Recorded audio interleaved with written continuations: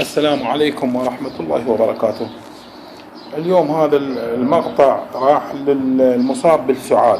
يعني كل إنسان عنده قحة مصاب بالسعال راح يسوي هالطريقة هاي، حتى لو كان مدة طويلة هو مصاب بالسعال راح يشفى بعون الله سبحانه وتعالى.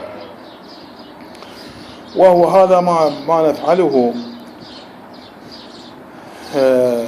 كل يوم. أكو علاج عند العشابة اللي يسمونه السيريج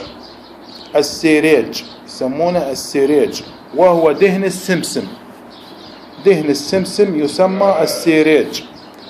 يأخذ المصاب أوقية، قدر أوقية من دهن السيريج يشربها، يبلعها قدر أوقية. لا أعرف وزن الأوقية، ولكن اسألوا العشابة هم يعلمون بها. قدر أوقية هاي تمنع السعال نهائيا، يعني توقف السعال، توقف القحة.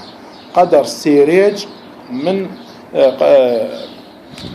قدر أوقية من دهن اللي هم يسمونه السيريج. عند العشابة موجود، قل له سيريج ينطيك قدر أوقية يومية، تبلعها الصبح شوية تشرب منعتها، وهو دهن السمسم يسمى السيريج.